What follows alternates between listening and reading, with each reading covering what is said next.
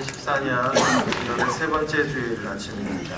오늘도 예배당에 함께 하나님을 예배하는 성도 여러분들에게 우리 하나님의 신령한 은혜와 능력과 위로와 치유와 회복과 복주심이 충만하게 함께 하시기를 주님의 이름으로 축원합니다. 서로 인사하시겠습니다. 탁월한 선택을 하셨습니다. 함께 예배드리기 위해서 행복합니다. 이렇게 인사하겠습니다. 감사합니다. 자, 두 손을 가슴에 얹고 다시 말합니다. 하나님께서 보실 때 나는 예수님 생명만큼 소중한 사람이다. 시작. 하나님께서 보실 때 나는 예수님 생명만큼 소중한 사람이다. 정말 하나님께서는 하나님의 백성들이 이 땅에서도 성공하고 행복하게 잘 살기를 원하십니다. 그러시기에 고난도 좀 잘 이겨내고 지혜롭게 판단할 줄도 좀 알고 사람들을 귀하게 여길 줄도 알고 범사를 통해서 감사하고 하나님께 영광 돌리기를 원해 하십니다. 근데 아직 그렇게 못할지라도 여전히 넉넉히 기다리시고 사랑해 주십니다.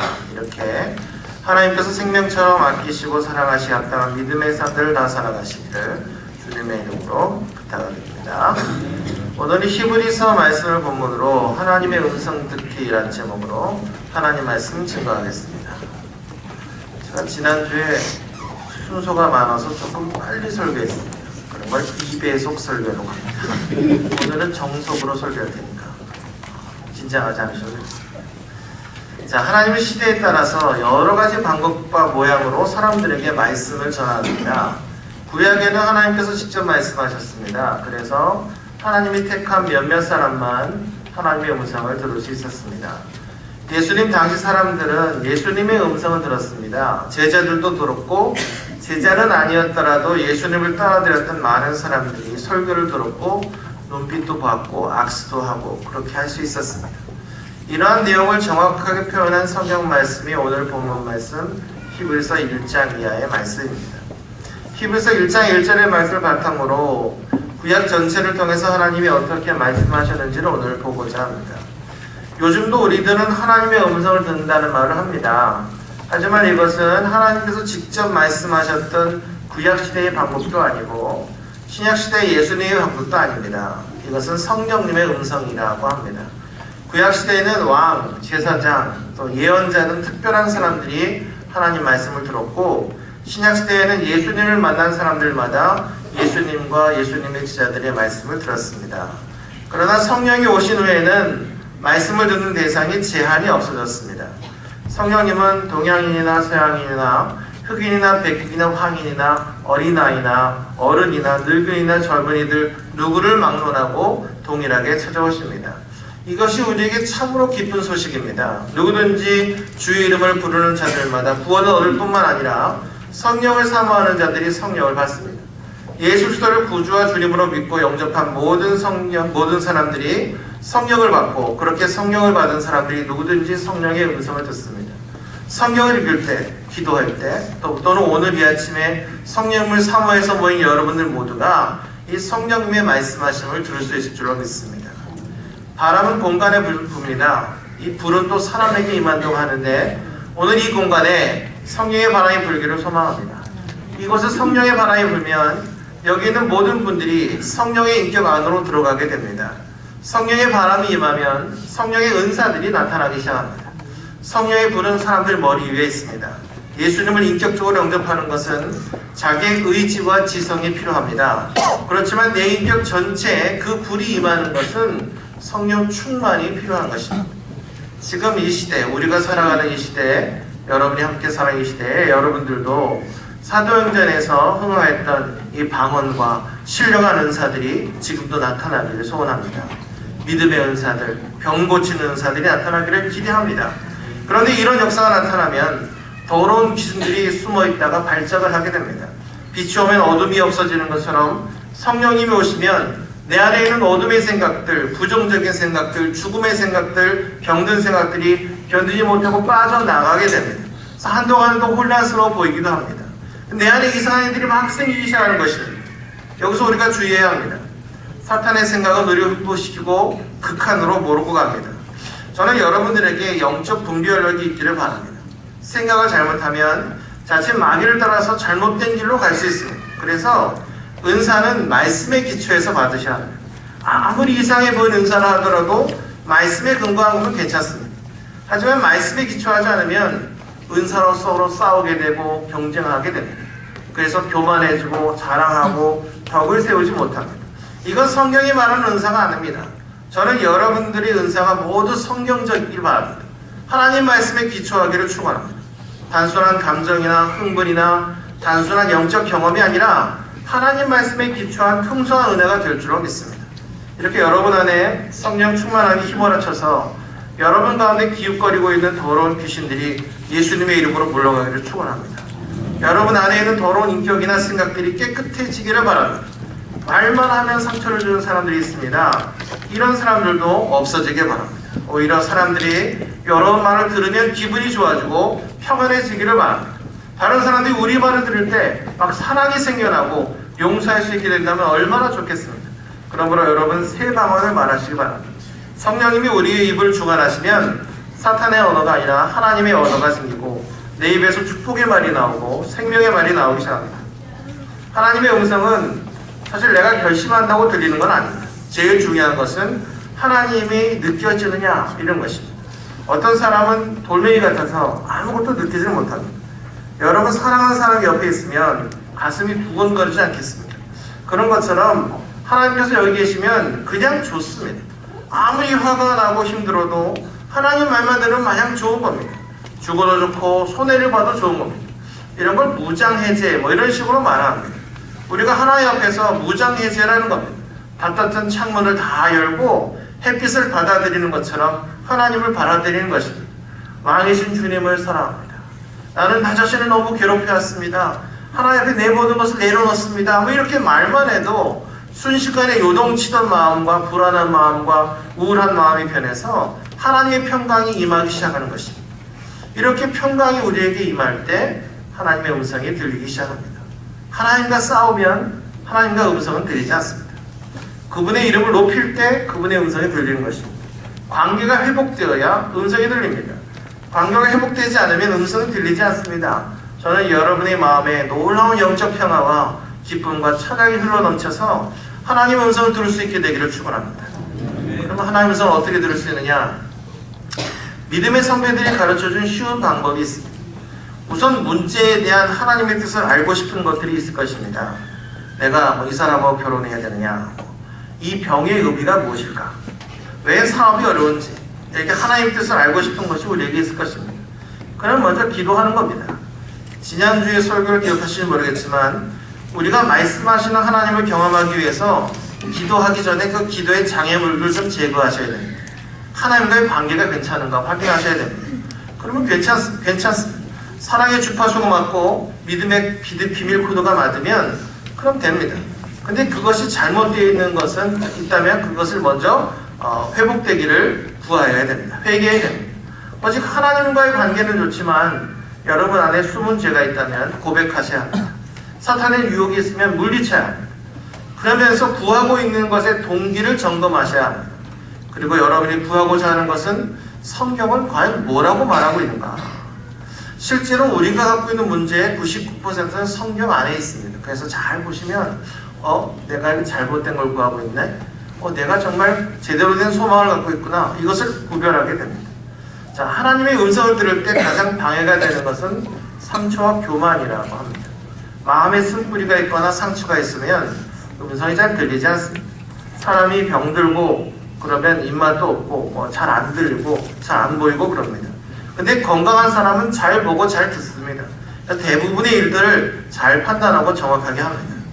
하지만 감정이 혼란스럽고 이기심이 있고 동기가 불순하면 헷갈리기 시작하는 겁니다.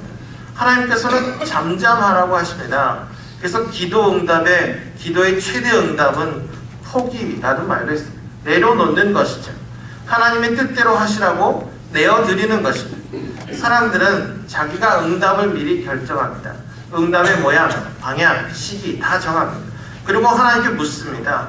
자기 마음에 안 들면 아닌다고 해도 또 묻습니다. 자기가 원하는 응답이 나올 때까지 기도합니다. 근데 여러분 너무 기도를 많이 하는 건 불신앙입니다. 그래서 안 되는 것은 내 말 들 때까지 막 쪼르는 겁니다. 하나님께서 다 하실 생각과 계획이 있으니까 그렇게 끌고 가시는 겁니다. 뭐 안 되면 금식까지 하면서 애들 단식 투쟁하듯이 합니다. 순종하면 포기하면 쉬운데 자꾸 어렵게 갑니다. 여러분에게 이런 포기의 축복, 순종의 축복이 있기를 축원합니다. 이게 축복 같지가 않죠. 그래서 아마 아멘이만 한다고요. 근데 어느 날 이것이 정말 가장 좋은 길이구나를 생각하려게 올 것입니다. 자, 신앙의 초보자라도 걱정할 필요가 없습니다. 아무 느낌이 없고 눈 감으면 캄캄한 분들도 염려하실 필요가 없습니다. 매일매일 조금씩 기도를 계속하면서 성경을 보고 사물을 관찰해 보시기 바랍니다. 그렇게 할 때 우연이 아니라 감정이나 느낌이 아니라 하나님의 놀라운 섭리가 우리 눈에 조금씩 들어오게 될 것입니다. 여러분 걱정 말고 두려워하지 마십시오. 하나님께서는 여러분에게 복을 주실 계획이 분명히 있습니다. 그렇게 되어짐으로 이제는 여러분 안에도 세미한 음성을 들을 수 있는 영적인 귀가 생기게 될 것입니다. 그리고 하나님 음성을 따라서 이제 한 걸음 한 걸음 하나님의 뒤를 따라갈 때마다 상상할 수 없는 하나님의 놀라운 일들을 여러분 보게 될 줄로 믿습니다. 내가 노력해서 얻은 것이 있고 내가 할 수 없는데 된 게 있습니다. 내가 한 것이 아니면 다 하나님이 한 것이 맞습니다. 여러분 이런 것들을 붙잡으셔야 됩니다. 신앙생활의 비밀은 하나님께서 내게 하셨던 일들을 붙잡는 겁니다. 우리 상무대교회가 오랜 세월을 지나면서 생각해보면 하나님께서 하신 일이 엄청나게 많을 것입니다. 이게 우리가 한 것이 아니다 하는 것은 다 하나님이 하신 것입니다. 이걸 붙잡을 때 하나님이 이 교회와 함께 하시는 거라는 확신을 할 수 있는 것입니다. 이것은 어느 누구도 막을 수가 없습니다. 자, 하나님의 말씀을 들을 때 기본적인 몇 가지 전제가 있는데 첫 번째는 말씀하시는 분이 누군지를 정확하게 아셔야 됩니다. 두 번째 말씀은 듣는 나는 정체가 뭔지를 명확하게 아셔야 됩니다. 이게 정확하게 알려지지 않으면 알 수 없으면 말씀을 오해하게 됩니다. 그러면 성경에 나타난 하나님의 특징은 무엇이냐? 첫 번째, 하나님은 말씀하시는 분이라는 겁니다. 이 세상에 많은 신관들이 있습니다. 그 신들과 하나님과 결정적인 차이는 하나님은 말씀하시는 분이라는 겁니다. 그 말씀이 있기 때문에 우리는 하나님의 실체를 알 수가 있습니다. 말씀이 육신이 되었기 때문에 예수님을 알 수 있고 예수님이 하나님이라는 것에 동의하는 겁니다. 이 말씀이 능력입니다. 말씀은 기적을 만들어냅니다. 말씀이 하나님 자신이고 말씀이 예수님이고 말씀이 성령님입니다. 하나님께서 말씀하시면 말씀대로 됩니다. 창조, 구원, 또 성경도 말씀입니다. 사랑과 진리와 공의, 이것도 말씀입니다. 정의가 뭡니까? 정의가 저마다 정의의 잣대가 좀 다른데 이 말씀이 그 정의입니다. 이것도 저것도 이것도 사랑이고 저거 사랑이냐? 사랑의 기준을 뭘로 잡습니까? 이것도 말씀에서 잡습니다. 여러분 하나님은 침묵하지 않습니다. 확실하게 분별하지 못해서 그렇지 아버지가 자녀에게 이야기하는 것처럼 하나님은 여러분들에게 분명하게 말씀하십니다. 하나님께서 여러분의 신음소리도 아십니다. 그리고 위로하시고 격려하십니다. 어떤 때는 징계하기도 하십니다. 이 말씀이 성경에 기록되어 있습니다. 그러니까 눈 감고 성경을 환상으로 보지 마시기 바랍니다. 이상하게 성경을 해석하지 마시기 바랍니다. 성경은 하나님의 위대한 구원의 계획을 분명하게 말씀하고 계십니다. 성경을 알아야 이단이 생기지 않고 신앙이 극단적으로 가지 않습니다. 두 번째 우리가 생각해야 될 것은 이 삼위일체 하나님인 것을 여러분 잊지 말아야 된다는 것입니다. 하나님에 대한 이 위대한 신과를 놓치면 모슬렘이 되고 여호와의 증인이 되고 문선명이 됩니다. 이들 모두가 삼위일체 하나님에 기초하지 않습니다. 왜? 삼위일체 하나님이 너무 어렵거든요. 좀 어렵죠 여러분? 하나님은 예수님과 다르고 예수님은 성령님과 다르고 성령님은 하나님과 다르고 근데 다 하나랍니다. 이상하죠? 이상하지 않은 게 더 이상합니다. 이거에 우리가 믿어야 되는 것 중에 하나입니다. 자, 말씀하신 하나님, 삼위일체 하나님을 놓칠 때 하나님 말씀을 자기 멋대로 해석하게 되는 것입니다. 이럴 때 얼마나 많은 피해와 인격적 판단이 오는지 모릅니다. 우리 하나님은 아버지 하나님, 예수님, 성령님의 삼위가 우리가 다 알 수 없는 신비로운 통치로 우리 가운데 역사하시며 말씀하시는 분입니다. 세 번째로 하나님의 성품인 사랑과 공의와 거룩을 이해해야 합니다. 하나님은 죄를 턱끝만큼도 용납하지 않으십니다. 하나님은 자기 아들을 십자가에 못 박혀 죽일지언정 죄를 용납하지 않으셨습니다. 그렇기 때문에 우리는 하나님께서 싫어하시는 행동을 하면서 하나님께 가까이 갈 수가 없습니다. 그래서 공의의 하나님만 있으면 우리는 다 죽었습니다. 그런데 하나님의 성품 가운데 용서와 사랑이 있습니다. 죽어 마땅한 죄인, 본질상 진노의 자식, 부패한 인간들을 사랑하셔서 하나님께서는 죄 없다 하시고 용서해 주시고 그 공의와 사랑의 양면성을 성경 곳곳에서 우리는 발견하게 됩니다. 하나님의 공의와 사랑의 완전함이 거룩함으로 나타납니다.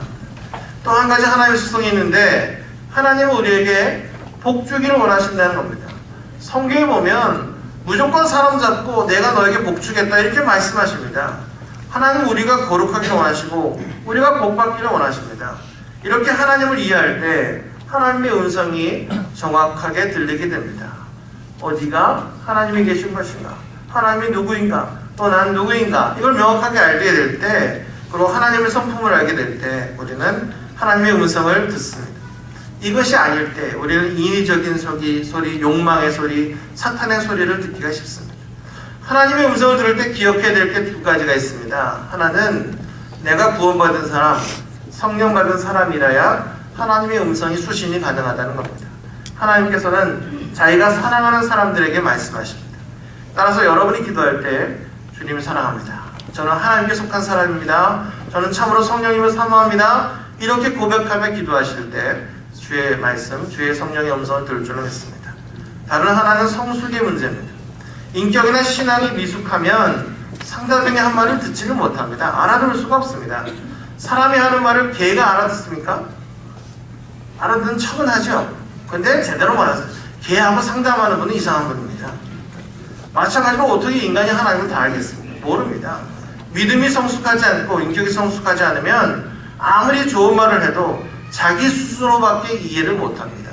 그렇기 때문에 믿음, 인격, 지성의 성숙이 중요합니다. 이럴 때 하나님의 음성이 들리고 음성을 들었을 때 끝까지 그 말씀을 지킬 수 있는 것입니다. 구약을 보면 하나님의 음성을 듣는 단계를 잘 표현하는 모델이 창세기 1장에서 11장까지 있습니다. 이곳에는 좀 불행한 대화가 많이 나옵니다. 죄를 짓고 난 다음에 아담과 하와가 하나님과 한 대화를 여러분 기억하십니까? 창세기 3장 8절 이하를 보면 하나님의 음성을 듣고 겁이 나서 숨습니다. 진리는 진리가 활용을 한 법입니다. 불의는 절대로 진리를 활용할 수가 없습니다. 거짓은 정직을 허락할 수 없습니다. 그러니까 죄를 지으니까 하나님을 거부하게 되는 겁니다. 하나님이 부담스러워집니다. 아담과 하와는 하나님의 낯을 피해 숨었습니다. 저는 이런 일이 여러분에게 없기를 축원합니다. 이것은 성령 하나님께서 역사하실 때도 똑같습니다. 여러분 안에 죄가 있으면 성령의 역사를 피하고 하나님의 음성을 거부하게 됩니다. 들려도 듣진 않습니다. 저는 여러분이 성령의 역사를 피하는 일이 없기를 바랍니다. 하나님이 아담아 네가 어디 있느냐 물었을 때 아담이 자신의 죄를 고백했으면 아무 문제가 없을 수도 있었습니다. 근데 변명합니다. 여자를 주신 하나님께 책임을 전가했습니다. 여자도 뱀에게 책임을 전가합니다. 이것이 죄의 속성입니다. 죄는 다른 사람에게 책임을 전가하고 변명하고 숨어버립니다. 이것이 첫 번째 대화 모델입니다. 두 번째는 가인과 아벨이 나오는데 예배 때문에 가인이 아벨을 죽였습니다. 4장 9절에 보니까 하나님이 내 아우 아벨이 어디 있느냐 묻습니다. 그때 가인이 내가 아우를 지키는 자니까 이렇게 답합니다. 하나님과 인간의 대화가 삐걱거린다는 느낌이 듭니다. 저는 여러분과 하나님의 대화가 이렇게 삐걱거림이 없기를 바랍니다. 하나님이 여러분에게 문제를 제시할 때 울며 고백할 수 있기를 바랍니다. 용서를 구하면 쉬운 일이 됩니다.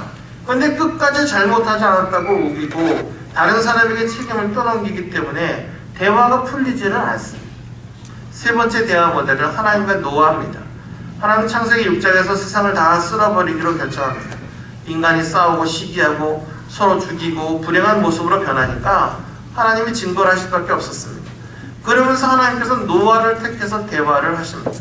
하나님은 공의의 하나님이시면서 사랑의 하나님이시기 때문입니다. 이렇게 대화를 하시던 하나님께서 드디어 아브라함을 찾으십니다.